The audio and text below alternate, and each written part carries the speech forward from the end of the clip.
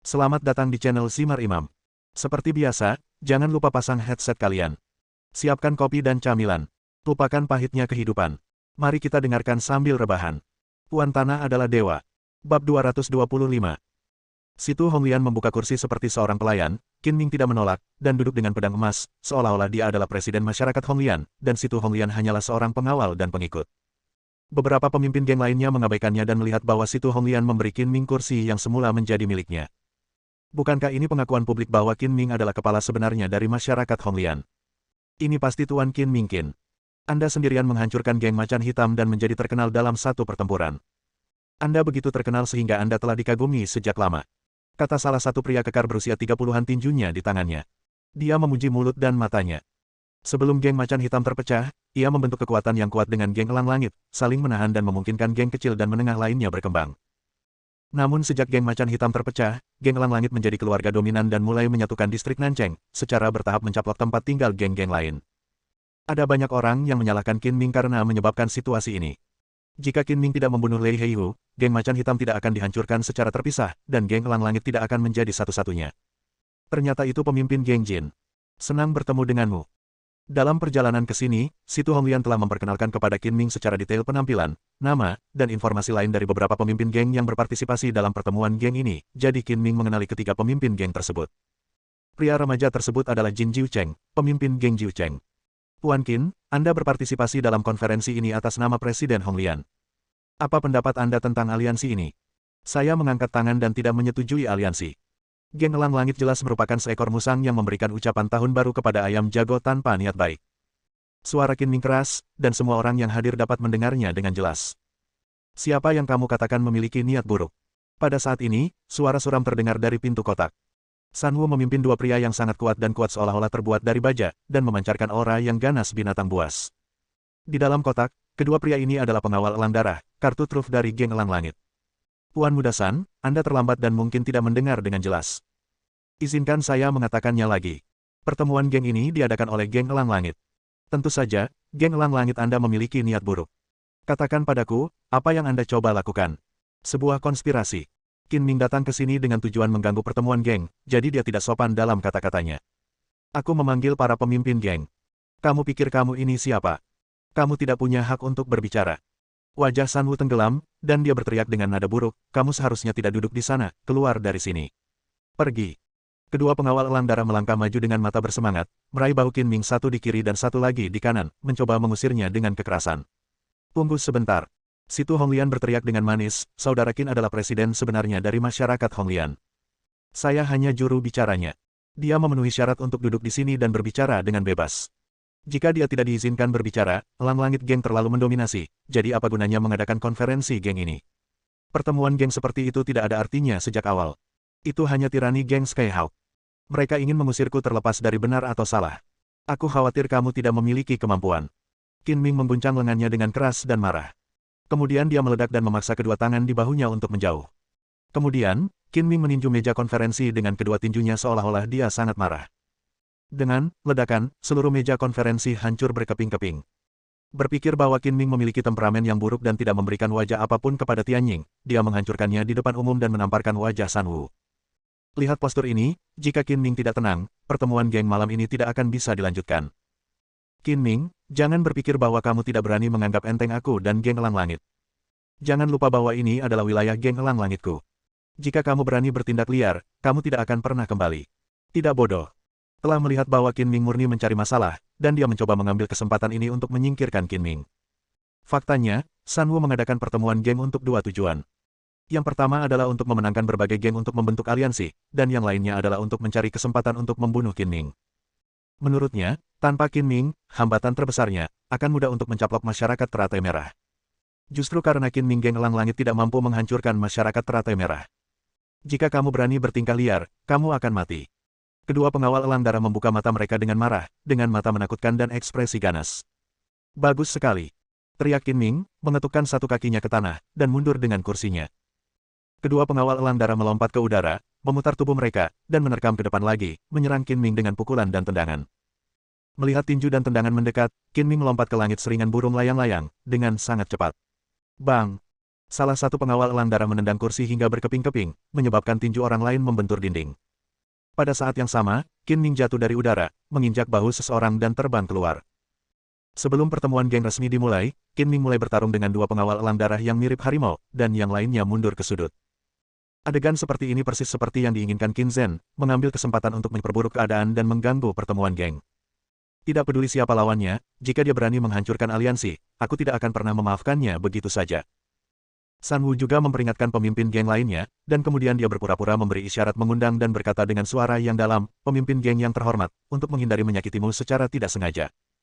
Silakan pergi ke ruangan lain untuk beristirahat sebentar, situasi di sini akan segera teratasi, dan kami akan mendiskusikan aliansi dengan hati-hati. Para pemimpin geng tidak ingin menyinggung perasaan San Wu, dan kegembiraannya tidak terlalu menyenangkan, jadi mereka keluar satu demi satu. Presiden Hong Lian, tolong undang saya juga. Apakah Anda masih ingin tinggal dan menyaksikan nasib terakhir Qin Ming?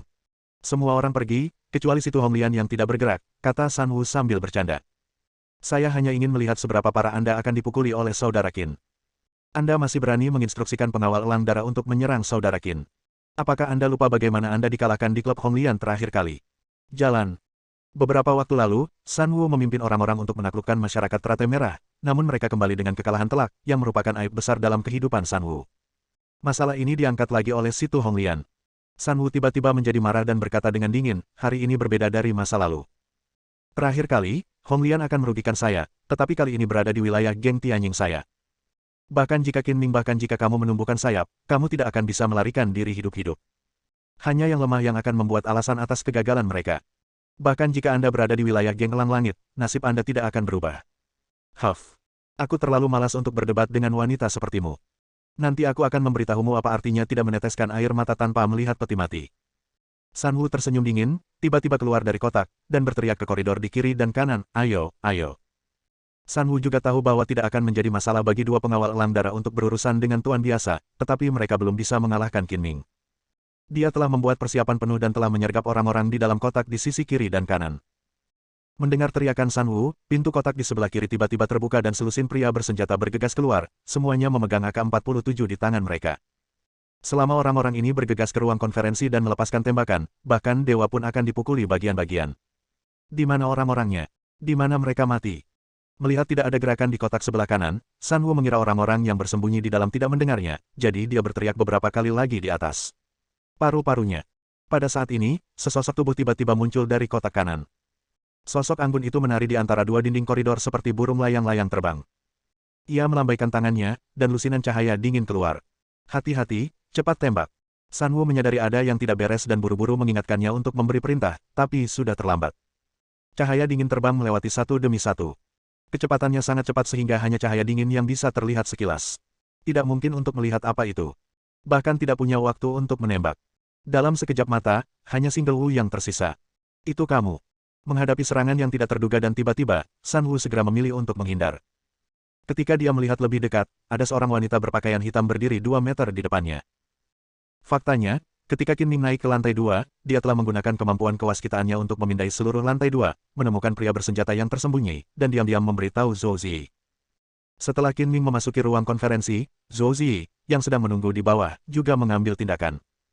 Dia menyelinap ke lantai 2 tanpa ada yang menyadarinya dan melenyapkan pria bersenjata di kotak kanan. Jangan bergerak. Zhou Ziyi memegang 5 jarum perak jiwa es di tangannya, membuat isyarat untuk membuangnya kapan saja, dan berkata dengan nada menghina, bukannya kamu lolos dari jarum perakku karena keberuntungan tadi, tapi aku tidak menyerangmu. Jika kamu berani bergerak, aku tidak keberatan memberimu beberapa jarum perak. Mendengar hal tersebut, wajah San Wu mau tidak mau menjadi merah dan putih. Baru saja dia mengira telah menghindari jarum perak tersebut. Ternyata Zhou Ziyi tidak menyerangnya sama sekali, melainkan orang-orang bersenjata itu sedang mempermainkannya. Gadis bau, kamu berani mempermainkanku. San Wu sangat marah dan menyerang dengan tangan berbentuk cakar elang. Dia sangat takut dengan senjata tersembunyi Zhou Ziyi dan tidak berani bergerak maju dalam garis lurus sebaliknya, dia bergerak dalam bentuk es seperti ular piton. Wosh, wosh. Zhou Ziyi adalah seorang pembunuh dan memiliki pengalaman bertarung yang kaya. Dia mundur dengan ringan, memperlebar jarak antara kedua pihak dan melambaikan tangan kanannya. 5 jarum perak jiwa es terbang di antara petir dan batu api. San Wu sudah berjaga-jaga, memiringkan tubuh bagian atas dengan cepat untuk menghindari jarum perak mengenai kepalanya, sementara jarum perak lainnya mengenai dadanya. Zhou Ziyi berhenti mundur karena dia sangat yakin pada jarum perak jiwa es miliknya. Orang yang mendapat jarum itu pasti akan segera jatuh ke tanah, kecuali dia adalah master seperti Qin Ming, dan San Wu jelas belum mencapai level itu. Titik. Ming jauh sekali. Kemudian, yang tidak pernah disangka Zhou Zi adalah ketika jarum perak jiwa es mengenai dada San Wu, terdengar sedikit suara benturan logam, seolah-olah mengenai pelat logam cakar elang terus menyerang, dan dalam sekejap mereka sudah dekat. His. Segalanya melampaui ekspektasi. Zhou Zi tidak dapat mengelak, dan lengan bajunya robek dalam sekejap. Ada beberapa goresan berdarah di lengan kanan dan perutnya, dan dia terluka di tempat. Bab 326. Wanita Bao, kamu tidak bisa lagi menggunakan senjata tersembunyi. Mari kita lihat bagaimana kamu bertarung denganku. Jangan khawatir, aku tidak akan membunuhmu. Sebaliknya, aku akan menangkapmu hidup-hidup dan memberikanmu kepada ratusan anak buahku sebagai mainan. San Wu tertawa garang, sebelum dia terlihat seperti Zhou Zi sudah menjadi sepotong ikan di talenan dan hanya bisa disembeli olehnya. Kamu tidak akan berakhir dengan baik jika kamu meremehkan wanita. Suara Zhou Zi sangat dingin, dan matanya yang indah dipenuhi dengan cahaya dingin. Dia ditangkap oleh San Wu dengan 2 cakar dan terluka parah lengan kanannya untuk beberapa saat, dan perutnya seperti terkoyak. Rasa sakitnya sangat parah seperti pecah-pecah, tapi itu tidak berarti dia tidak bisa lagi menggunakan senjata tersembunyi. Begitu dia selesai berbicara, kaki kanan Zhou Zi membentuk lengkungan yang anggun. Sepertinya dia akan melawan San Wu dalam pertarungan jarak dekat, tetapi kenyataannya tidak demikian menyelimuti seluruh tubuh San Wu.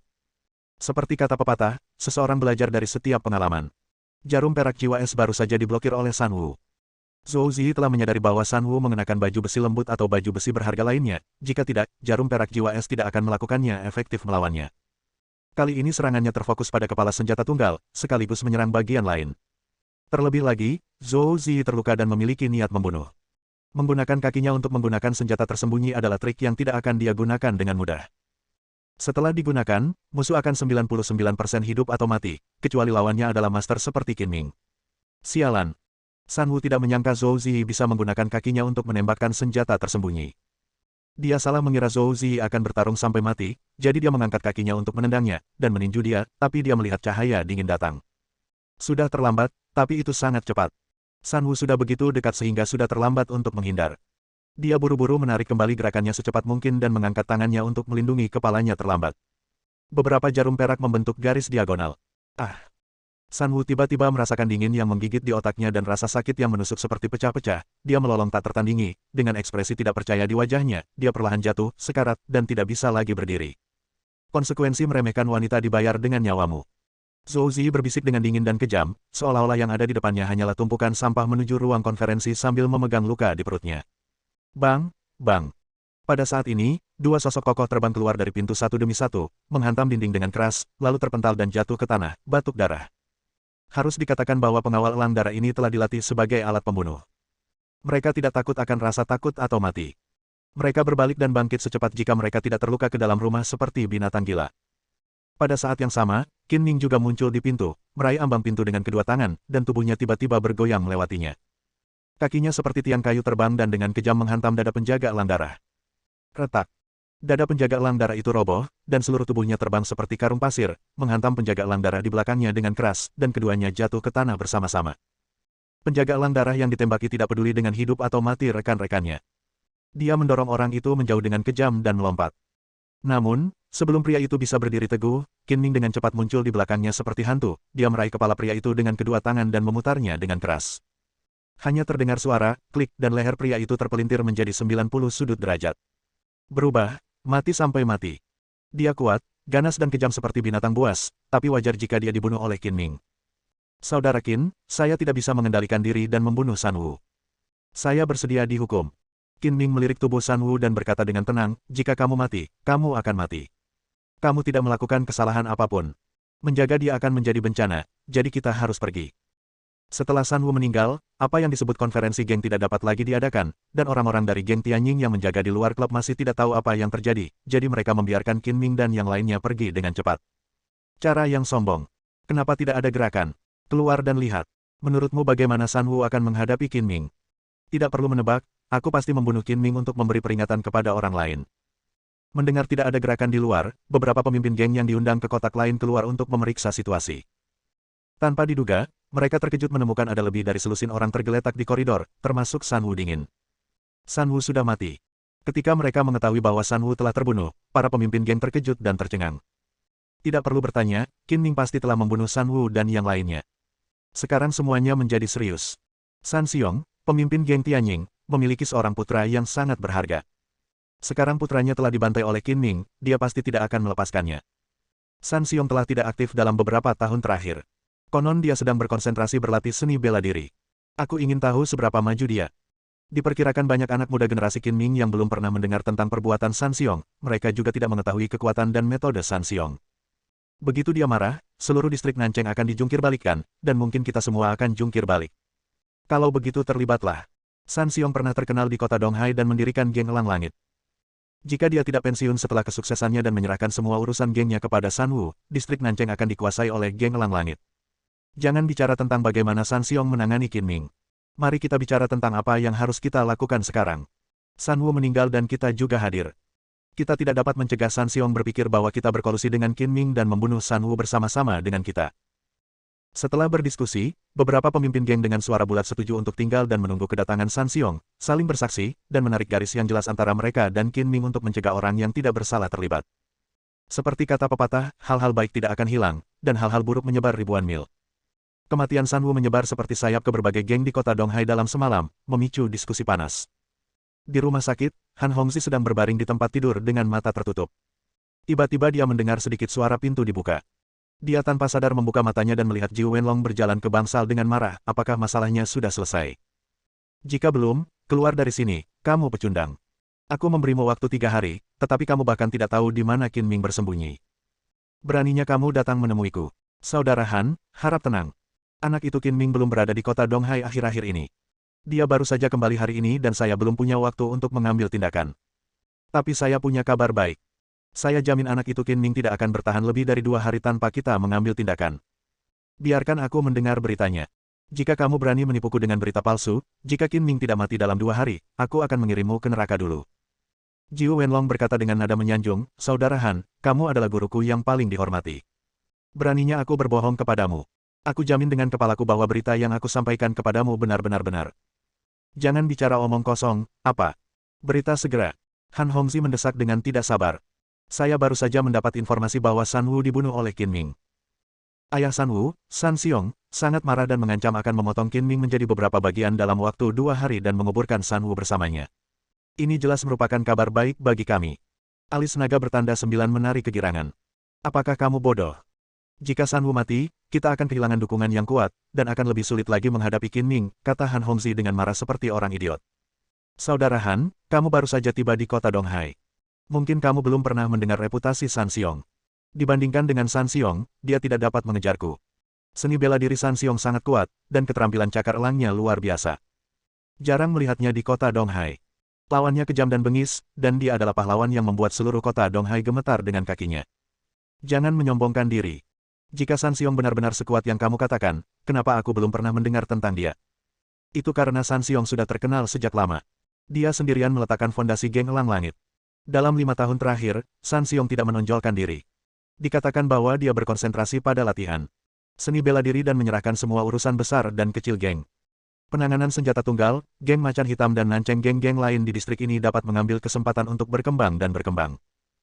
Anda harus tahu bahwa ketika San Xiong memimpin geng Elang Langit, geng Macan Hitam tidak akan bisa bertahan jika San Xiong terlibat secara pribadi dalam urusan geng dalam beberapa tahun terakhir, mereka akan bersatu. Mengingat kembali ketika San Xiong menjadi terkenal, Jiu Wenlong bukanlah siapa-siapa.